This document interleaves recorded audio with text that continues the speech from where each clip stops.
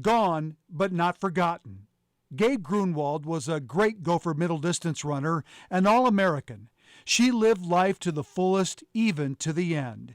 Gabe died in June after a long battle with cancer. She was just 32. You go home after a shift and it's just quiet. Justin Grunwald misses his wife every day. You get home and there's no one there. The transition to being alone has not been easy, but keeping busy helps. Justin runs the Brave Like Gabe Foundation on top of his job as a doctor.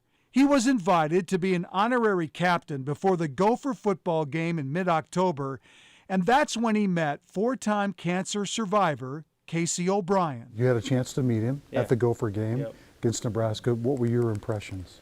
Just, he's kind of a star, like for the fact of a star being, he just shines and carries himself so well. That meeting confirmed what Justin thought after watching the story we did on Casey and osteosarcoma researcher Brandon Moriarty in September.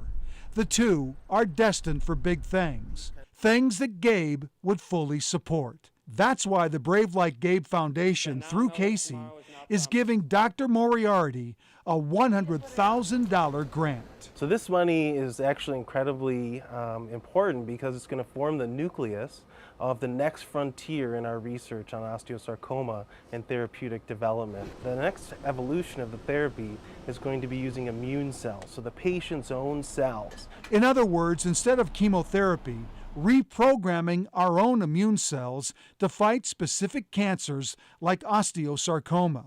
Less side effects, better results. Dr. Moriarty thinks that's possible in the next 3 to 5 years. Unfortunately, too late for many, but a better chance for all those to come. If we cure one cancer, create a better treatment for a cancer, and keep people hopeful while dealing with cancer or other obstacles in life, then I can look back and smile.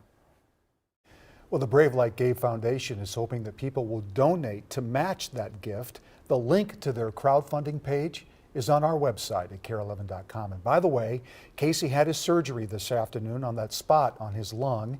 His dad tells me that the surgery went very well. Casey's doing great, and we're hoping that that spot turns out to be nothing. They won't know that information for a few days, but fingers crossed. Yeah, lots of prayers going out for that family and for Gabe's family. Absolutely. Two incredible people.